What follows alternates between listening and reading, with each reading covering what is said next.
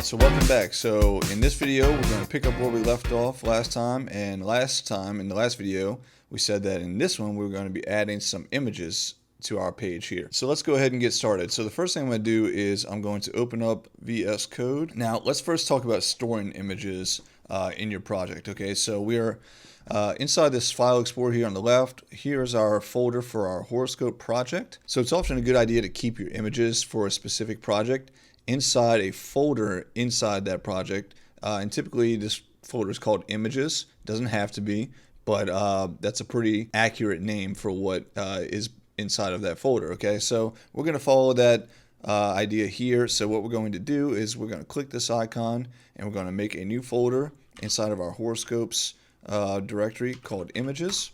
Okay, now we just made an empty folder. Now what I have done is I've grabbed just a couple simple images for all of the zodiac signs, and I have them stored on my computer. So what I'm going to do is I'm going to, in our project here, I'm going to add those images into this folder, and I'll be sure to share the images in a repository that you can download them from, and I'll link to that in the description for this video. Okay, so here's all of the zodiac sign images that I have. So I'm just going to highlight them all, and I'm going to drag them over into this images folder here. Okay, if we click on these, we can see here's those images. Okay, so that's great. So now we have our images stored in our project. Okay, now what we want to do is we want to start adding some markup to add in those images to our project. Okay, all right, so the image element is one of those elements that I mentioned earlier that does not have a closing tag, so known as a empty element. Okay,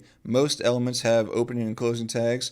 Not all of them do though. An image is one of the ones that does not have a opening and closing tag. It is an empty tag or a self-closing element. Okay, or an empty element.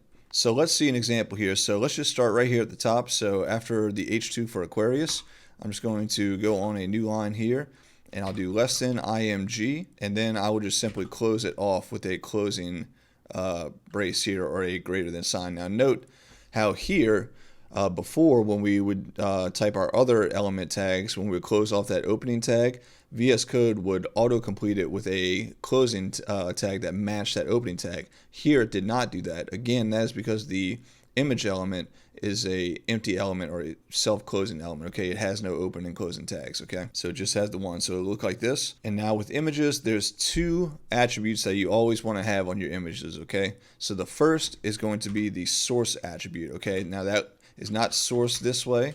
Okay, it's abbreviated to SRC. Okay, so we can type SRC equals, and there's our quotes there. Before we fill that in, let's add the other attribute that you should also always have. The other attribute you should have is called alt. Okay, so that's the alt attribute. So this attribute is used for providing alternative text. Now this attribute is used in the event that your image cannot be rendered on the page, and if you actually hover in VS Code over the alt attribute, you'll see it pops up with a little bit of information here, and it says in the beginning, this attribute defines an alternative text description of the image. And then it gives you a little bit more information describing what I just said. It goes into a bit more detail about that. Something else I want to point out here that they talk about in this text here is the fact that sometimes you have images on your site that don't have any meaning to the site. Maybe it's just a decorative image. Maybe it's like a little division between sections, a little graphical dividing image. It doesn't really have any meaning to the content of the page. In such a case, you should still supply the alt attribute, but the quotes, just leave them empty like we see here. Don't fill this with any alt text inside of there. Okay, just leave it empty, but still add the attribute. And you can see if you hover over this again, it mentions that in this second note section here. So here it says, setting this attribute to an empty string, alt equals empty string, indicates that this image is not a key part of the content and that non-visual browsers may omit it from rendering. But if your image, and most of your images will likely be key images, they'll be a key part of the content of your page, you want to supply some sort of alt text here. Okay, so in our case for Aquarius, what I'm going to type here is just simply Aquarius zodiac symbol. Okay, just like this. Now for the source attribute, for the value here, since we have the image for the Aquarius sign inside of our project directory already, we can use a relative URL to point to our images folder and then the zodiac, or then the Aquarius.png image. Okay, So VS Code will help us out here. If we start typing images, you see that it gets we get a little pop-up menu here. So we can go into images, and then once we're in images, it'll display the list of all the images that we have in this folder. So this is using a relative URL to tell this image tag where to find the image that we want it to display, okay? So in this case, we want the Aquarius.png, so we can just simply click on that, or you can type this out by hand if you want. And if we save this and we go back to our browser, if we reload now we see there is our Aquarius image right here. Now I want to take one more moment to point out another attribute. Now this attribute is actually a global attribute. So if we go onto MDN and we look up global attributes, okay, so global attributes are attributes that are common to all HTML elements, okay, they can be used across all elements, but note that they may have no effect on some elements, okay, that's important. But if we get down to the list of global attributes and we start scrolling down through here, we'll see one that we used in the previous video, ID here. Remember we used that when we were using the text fragments and we were linking our navigation links to other sections of the page, okay? We supplied ID attributes and gave them unique values, okay? And again, remember, defines a unique identifier. It must be unique in the whole document, so you can't duplicate IDs, okay? So the other one I wanted to show you real quick is also another global one. It's the title one here. So it contains text that represents advisory information related to the element it belongs to. And then typically that information will be displayed as a tooltip, but not necessarily. So sometimes if you hover over our image, if we put a title attribute and give it some text, if we were to hover over that image, we should see a tooltip pop up after a moment. So let's give it a try. Let's go back to our code here and let's come to the end here and let's add in title equals, and then let's just say let's copy the text that we have in the alt attribute here, and we'll paste that in right here. Oops. Okay, save this. Now if we go back to our page and we refresh, if we come over here and we hover over this, we can see after a moment now we get the tooltip pop up with the text that we entered into it. But I'm not going to keep that. I'm going to get rid of that. I just wanted to show you that and also point out global attributes, again, which are attributes that are available to all elements, but in some cases it may not have any effect. Alright, so I'm going to get rid of that. If we refresh our page and we were to hover over this image, we will see that no tooltip pops up now because we've gotten rid of that attribute. But let's talk about a couple other ones here. So let's inspect this image here. So if we hover over it, we can see that the image is 213 pixels by 115 pixels. You can see that in a little yellow box there. So 213 wide, 150 tall. Now, if you don't want this, you can control the size using two other attributes on the image element, width and height. But this image may look kind of big here, but if we remember we're zoomed in, if we zoom out, it's not so bad here, but it is still a little bit large. So let's say we wanted to make this a little bit smaller. Let's go for a 100 by 100 square, okay? So what we can do is back on our image element here, we can add in the width and height attributes. So we can say width equals 100.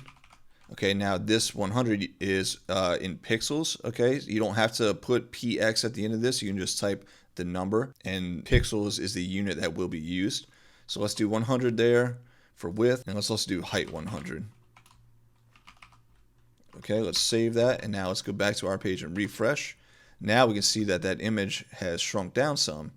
And if we were to inspect now, let's hover over it, and you can see here that indeed our image is now 100 pixels by 100 pixels, so we made it a square. And if we were to zoom out to regular size here, there we are. So maybe 100 by 100 is a good size for our image. So let's just keep it there. I think it looks all right. It's not too big, not too small, and we can always change it later on if we want to, okay? But that's a good starting point. So before we move on, I want to talk about one other thing here. So where you place your images can have an impact on how it is displayed in your page. So right now, we just have it displayed on its own, okay? Now it's in between two block level elements. So an image element is actually an inline element. So if we were to actually, let's go ahead and copy this line and duplicate it down, and I'll save our file, and let's go back to our page and refresh. Now we see something different here. Before, most of our elements were always on a new line, okay? That's because we were dealing with block level elements, okay? Remember we talked about that. Here, an image element is an inline element. So it'll only take up as much space across your page as the content needs. Okay, so you can put multiple of them in a row like we just have done here. If you have an inline element and then immediately following it is a block level element, the block level element will be on a new line of its own, like we see here with our paragraph below. Okay, this paragraph right here. This is a block level element. It's got two inline elements before it, both of these images, but because it is a block level element following those, it is put on a new line of its own, okay? So let's delete that there, but let's move this around, okay? What happens if we were to take our image element and put it inside of our paragraph tag here? So I'm going to do that, and then let's refresh our page. Now we can see that actually that image is now in line with the text that the paragraph contained, but you can also see what it did with the content box sizing of that paragraph here. It's quite large now. It's the same height as that image here, okay? So if you put the inline element, if you nest it inside of a block level element, that and all the content, you know, it's going to be in line with everything else. In our case, we have its paragraph tag here. So it is an inline element, and then the text that follows it is just going to pick up right where that image ends and carry on just like it did before. So now let's see one other example here. Let's go ahead and delete that image tag out of here. And now what if we were to put it smack kind of in the middle? I won't say smack in the middle because I don't know that this is the exact middle of that text, but let's embed it inside some of the text here. Let's refresh our page. So now you can see what happened is that the text picks up like it normally did. It started at the beginning here, and then right here is where we hit that image, so it inlines the image inside the text, and then the text will just pick up again after the image has ended. Okay, so that's something important to note about placement of images there. Also, let's real quick, this anchor element here that we have, let's move it inside of our paragraph tag here, because I don't think we looked at this in the video that we did. So anchor elements are also inline elements. Note how we put that anchor element inside the paragraph with the rest of this content here, with the rest of this text, and the anchor did not go on a new line of its own. It's not sitting right here, okay? It's in line with the rest of the text. And just to prove that, if we were to grab this again, just this element, and cut it out of here, and if we were to go right after ipsum here and paste that in, and then let's save our document and refresh, you can see here, here's our text, and there's our link right there, right in line with the rest of the text. Okay, so anchor elements are also inline elements. So just something I wanted to point out to you there while we were on the subject of inline elements. So a couple other things to note real quick about images. You want to make sure to save your images in the right format. Websites tend to use, you know, the PNG, JPEG, or GIF formats, and so it's something to be mindful of. If you choose the wrong format, you know, the image could be distorted and it could make your page load slower. The other thing is you should save your images at the same size that you're going to display them as on your page. For example, if you save your image smaller than what you're trying to display it as, if you save an image, say 100 by 100 pixels, and you're trying to display it at 200 by 200 pixels on your page, that image is going to look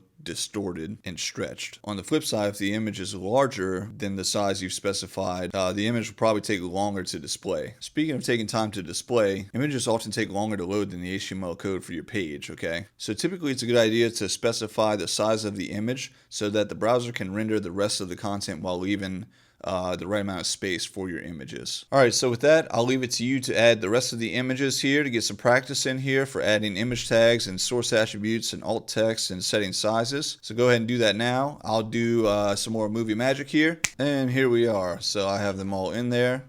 If we were to go back to our browser and refresh the page, now we can see each one of our zodiac signs is right there where it should be. So this is awesome. And if we zoom out here, just kind of see our page not so large here, we can see what it's starting to look like here. So it's looking good. We got a nice little functional HTML page here. So our page is looking good here. You know, we've learned about a lot of the elements that we're going to be using all the time. We looked at some semantic elements, okay, remember our nav element, okay? And we're going to be looking into some more of those in the next video. And in the video after that, we're going to take a break from this project here, and we're going to take a look at HTML forms. So go ahead, finish out adding your images here to this project, and I will see you in the next video.